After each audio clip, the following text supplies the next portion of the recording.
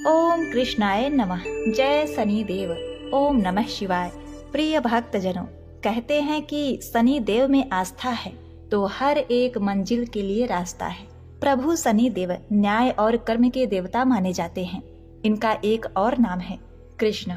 भगवान शनि देव के आराध्य श्री कृष्ण जी हैं और कृष्ण भगवान ने शनि देव से प्रसन्न होकर अपने नाम पर इनका नाम कृष्ण रखा और कहा, जो भक्त ओम कृष्णाय नमः मंत्र का जाप करेगा उन्हें शनि देव के साथ साथ भगवान श्री कृष्ण की भी कृपा प्राप्त होगी।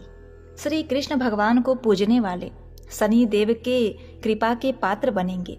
तो प्रिय भक्तों, आज मैं सुना रही हूँ शनि देव और ब्राह्मण की कथा, साथ ही हम एक और दुर्लभ चमत्कारी कथा का भी श्रवण करेंगे कि कैसे ओम कृष्णाय नमः मंत्र का जाप करने वाले भक्त का शनि देव ने कल्याण किया। जो भी भक्तगण आज के दिन इस दुर्लभ रहस्यमयी कथा का श्रवण करते हैं उन्हें मन चाहे फल की प्राप्ति होती है। उन्हें शनि देव की दशा 7.5 ढैया नहीं सताती। तो प्रिय भक्तगणों, भगवान शनि देव की कृपा प्राप्त करने के लिए आप सभी भक्तगण प्राचीन पौराणिक कथा को बड़े श्रद्धा और प्रसन्न चित्त मन से श्रवण करें।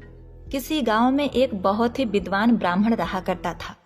एक दिन रात्रि में उसने सपने में देखा कि एक नीला वस्त्र पहने हुए बहुत ही दिव्य पुरुष उसे कह रहा है कि हे ब्राह्मण देवता, मैं तुझे लगूंगा।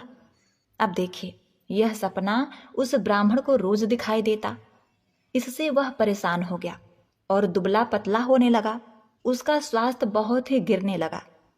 एक दिन उसकी पत्नी ने कहा, देखिए जी, मैं आपको कितना अच्छे से खिलाती पिलाती हूँ, मेवा मिश्री खिलाती हूँ, दूध मलाई खिलाती हूँ, अच्छा भोजन आहार पकाकर खिलाती हूँ, फिर भी आप इतने दुबले पतले क्यों होते जा रहे हैं? इसका क्या कारण है? प्रिय भक्तों, उस ब्राह्मण ने अपनी पत्नी से अपना सारा हाल बताया कि मेरे सपने में एक नीले कपड़े पहने हुए बहुत ही दिव्य पुरुष आते हैं।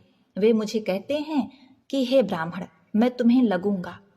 अब यही सोचकर मुझे भूख प्यास नहीं लगती, मैं दुबला हो जा रहा हूँ। तब ब्राह्मणी ने कहा, हे पतिदेव, मुझे लगता है कि आपको शनि भगवान दर्शन देते हैं। आपके ऊपर शनि की दशा शुरू होने वाली है, इसीलिए आपको वे सचेत करते हैं। अवश्य ही वे शनि महाराज हैं। अब की बार जब दिखेंगे तो आप उनसे कहिएगा कि आप मुझे सिर्फ 1.25 पहर ही लगिए। प्रिय भक्तगणों, उसी दिन जब रात्रि होती है तो ब्राह्मण फिर से सोता है और उसके सपने में शनि भगवान दर्शन देते हैं और कहते हैं, हे ब्राह्मण, आज मैं तुम्हें लगूंगा।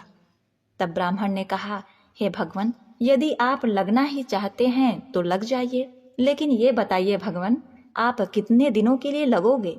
तब शनि देव ने कहा, हे ब्राह्मण, तुम्हारे ऊपर 7.5 शुरू होने वाली है, मैं तुम पर 7.5 साल के लिए लगूंगा। तब ब्राह्मण ने कहा, क्षमा करो भगवान, इतना भारी तो मुझसे झेला नहीं जाएगा, 7.5 साल बहुत है भगवान। तब शनि देव बोले, अच्छा, 5 वर्ष के लिए लगूंगा।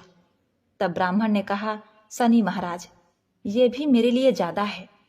शनि भगवान बोले, तो ठीक है, 2.5 साल का लग जाऊं। ब्राह्मण ने फिर मना कर दिया।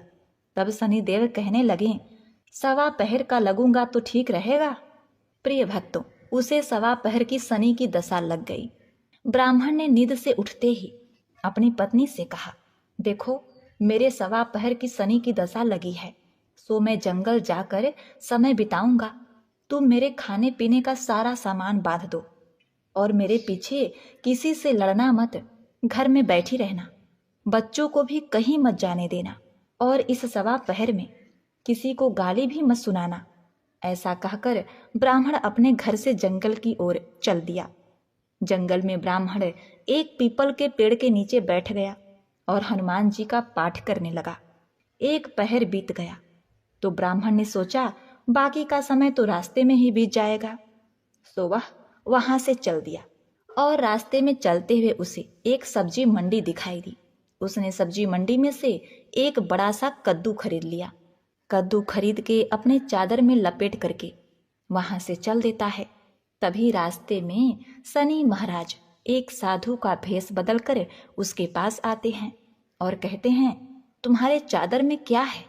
ब्राह्मण ने कहा, हे साधु महाराज, मेरे इस चादर में तो कद्दू है। साधु ने कहा, अच्छा कद्दू है तो दिखाओ। जब ब्राह्मण ने अपना चादर दिखाया तो आश्चर्य, उसमें तो उस राज्य के राजा के बेटे का कटा हुआ सर था। यह देखते ही साधु महाराज, जो कि शनिदेव थे, उस ब्राह्मण को लेकर राज दरबार में पहुंच गए और राजा से कहने लगे, महाराज ये देखिए, ये दुष्ट दुराचारी आपके पुत्र का हत्या करके उसके सर को काट के अपने चादर में लेकर घूम रहा था, इसे आप दंड दीजिए। प्रिय भक्तों, राजा ने जब सुना कि उस ब्राह्मण ने उसके पुत्र को मार दिया है, राजकुमार की हत्या कर दी है, तब राजा बहुत ही क्रोधित हुआ। उसने कहा, मुझे मत दिखाओ, मुझे यह सब कुछ देखा नहीं जाएगा। हे सैनिकों, तुम इसे तुरंत ले जाओ और इसे सूली पर चढ़ा दो। प्रिय भक्तों, जब नगर में यह समाचार मिली कि राजा के पुत्र का सर कट चुका है, एक ब्राह्मण ने उसकी हत्या कर दी है, तो नगर में हाहाकार मच गया और उस ब्राह्मण को सैनिक सूली पर चढ़ाने के लिए ले गए।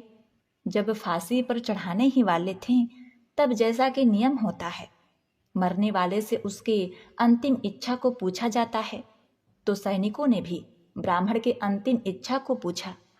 सैनिकों ने कहा, हे ब्राह्मण, बताओ तुम्हारी अंतिम इच्छा क्या है? प्रिय भक्तगणों, ब्राह्मण ने सोचा कि यदि किसी प्रकार कुछ समय तक के लिए फांसी रुक जाए तो शनि की दशा का 1.25 पहर पूरा हो जाएगा। यह सोचकर उसने कहा, भाई, मैं बचपन से नित्य बालाजी की कथा कहता सुनता आया हूँ, आज मरने से पहले अंतिम बार कथा कह लेने दो। अब क्या था, फांसी देने वाले सैनिकों ने उसकी आखिरी इच्छा पूर्ण होने तक फांसी रोक दी। कहानी कहते कहते 1.25 पहर पूरा हो गया, शनि की दशा खत्म हो गई। अब इधर देखिए, राजा का जो पुत्र था राजकुमार, वह जंगल से शिकार खेलकर वापस राजमहल में आ गया। राजमहल में राजकुमार को देखते ही राजा बड़ा ही प्रसन्न हुआ, लेकिन मन ही मन उसे डर भी लगा। यदि उस निर्दोष ब्राह्मण को फांसी चढ़ा दिया गया होगा तो ब्राह्मण हत्या का दोष लग जाएगा।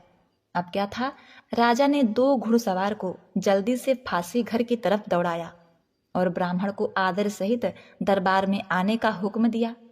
ब्राह्मण राज दरबार में उपस्थित हुआ तो राजा ने क्षमा याचना मांगते हुए कहा कि आपके बगल में जो चादर है उसे खोलकर दिखाओ। राजा के आज्ञा के अनुसार ब्राह्मण ने चादर खोली तो उसमें कद्दू था। राजा ने ब्राह्मण को बहुत सा धन दिया और पूछा, हे ब्राह्मण देवता, मुझे यह समझ में नहीं आया, इस सब के पीछे क्या रहस्य है? ये सब क्यों हुआ? आखिर ये सब था क्या?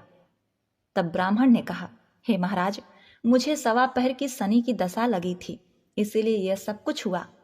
राजा ने कहा, हे ब्राह्मण देव, शनि की दशा किस प्रकार टलती है? ब्राह्मण ने कहा, हे राजन, यदि राजा या सेठ को यह दशा लगती है तो काला हाथी या काला घोड़ा दान करना चाहिए। गरीब को शनि की दशा लगती है तो पीपल की पूजा करें और बोले, साचा शनिचर कहिए, जाके पांव सदा ही पड़िए। शनि की कहानी सुने, तिल तेल और काला उड़द आदि का दान दें। काले कुत्ते को तेल चुपड़ी रोटी खिलाएं तो शनि की दशा उतर जाएगी। अब देखिए, राजा ने उस ब्राह्मण को कद्दू वापस कर दिया। अब घर आकर ब्राह्मण ने कद्दू अपनी पत्नी को दिया। जब उसकी पत्नी ने सब्जी बनाने के लिए उस कद्दू को काटा तो उसके बीजों की जगह हीरे मोती निकलने लगे। ब्राह्मणी ने पूछा, हे पतिदेव, ये सब क्या है? इसमें से हीरे मोती कैसे निकल रहे हैं? इसे कहाँ से लाए हैं आप? तब ब्राह्मण ने कहा, हे प्रिय, जब शनि की दशा लगी थी तो ये कद्दू कुंवर का सर बन गया था, और जब दशा उतरी है तो शनि जी ने कैसे निहाल कर दिया, हमें माला माल कर दिया। हे शनि देवता, जैसे ब्राह्मण को शनि की दशा लगी वैसे किसी को शनि की दशा न लगे। जैसे ब्राह्मण को धन दौलत मिला वैसे सबको धन दौलत मिले। कथा कहानी कहते सुनते हुंकार भरते सबको मिले। शनि देव ने ध्याऊं, मन इच्छित फल पाऊं। जय शनि देव, हे शनि देव, जय शनि देव। ओम नमः शिवाय। प्रिय भक्तगणों, अब आइए श्रवण करते हैं भगवान शनि देव की दूसरी कथा, यह कथा सुनने से भक्तों को मनवांछित फल की प्राप्ति होती है।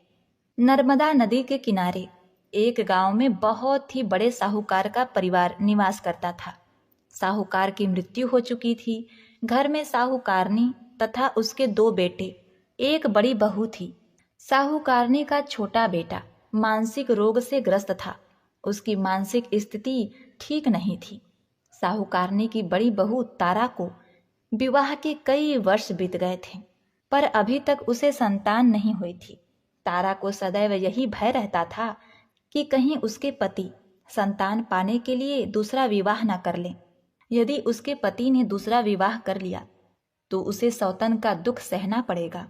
प्रिय भक्तजनों, इसी डर से तारा ने एक योजना बनाई और उसने अपने घर में काम करने वाली नौकरानी चंदा से अपने देवर चंदन का विवाह कराने के लिए अपनी सास साहूकारनी तथा अपने पति को मना लिया। चंदा स्वभाव से बड़ी ही दयालु तथा कृष्ण भक्त थी। वह बचपन से ही उसी साहूकारनी के घर काम करती थी। उसका अपना कोई नहीं था। अब चंदा का विवाह मानसिक रोगी चंदन से करा दिया गया। कुछ साल बाद चंदा ने एक सुंदर पुत्र को जन्म भी दिया, किंतु चंदा की जेठानी तारा ने चंदा का बच्चा छीन लिया और उसे घर से धक्के मारकर बाहर निकाल दिया। और तारा ने अपने पति को भी अपने पक्ष में कर लिया। प्रिय भक्तगणों, बेचारा चंदन तो मानसिक रोगी था, वह कर भी क्या सकता था, और वह साहूकारनी चाहकर भी कुछ न कर सकी। प्रिय भक्तगणों, दरअसल ये तो तारा की चाल थी। उसने तो कभी चंदा को अपनी देवरानी माना ही नहीं। वह तो सिर्फ चंदा से उसका बच्चा लेना चाहती थी ताकि उसे पाल पोस कर अपना नाम दे सके। अब देखिए, चंदा के बार बार रोने गिड़गिड़ाने पर भी तारा नहीं मानी और उसे उस गांव से ही निकाल दिया। अब चंदा गांव गांव भटकने लगी। भटकते भटकते वह कृष्ण जी के एक पुराने मंदिर में पहुंच गई। वहीं पर उसने प्रभु से न्याय की गुहार लगाई। वह अपना सर भगवान की चौखट पर पटकने लगी तथा लगातार ओम कृष्णाय नमः मंत्र का जाप भी करती रही। प्रिय भक्तों, उस स्त्री की करुण पुकार न्याय के देवता शनि देव ने सुनी तथा भगवान श्री कृष्ण के आदेश से तुरंत चंदा के पास उपस्थित हो गए और साधारण मनुष्य का रूप धारण करके उसे अपने आप को कष्ट ना पहुंचाने के लिए कहा और कहा कि हे बहन, तुम भगवान श्री कृष्ण पर विश्वास रखो और ओम कृष्णाय नमः मंत्र का जाप करती रहो। तुम्हारा अवश्य ही कल्याण होगा। तुम्हें जो भी दुख है सब भगवान श्री कृष्ण हर लेंगे और शनिदेव की कृपा से तुम्हारा मंगल होगा। यह सुनकर चंदा भगवान श्री कृष्ण के आराधना में लग जाती है। शनिदेव का ध्यान करते हुए ओम कृष्णाय नमः मंत्र का जाप करने लगी।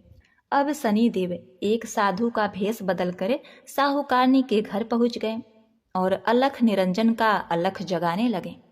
तब घर से बाहर साहूकारनी निकली और उसने भिक्षा देकर उन्हें प्रणाम किया।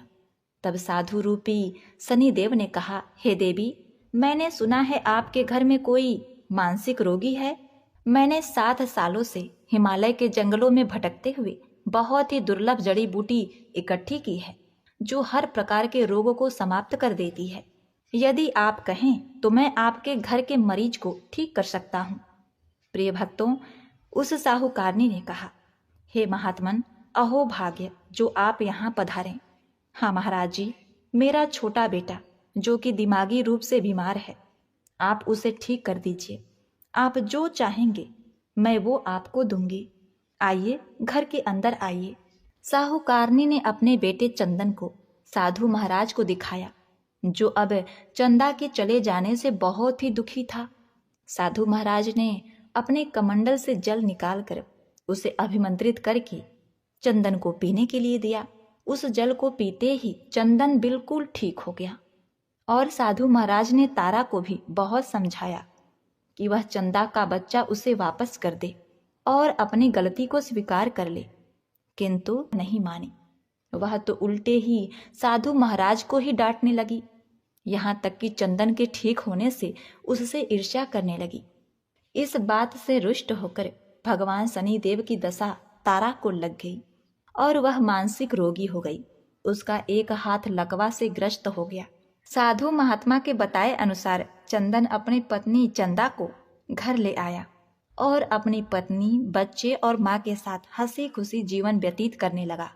प्रिय भक्तों, तारा को शनिदेव ने उसके कर्मों का फल दिया और चंदा के सिर्फ ओम कृष्णाय नमः मंत्र का जाप करने से उस पर कृपा बरसाई और उसका बच्चा, पति, परिवार वापस मिल गया।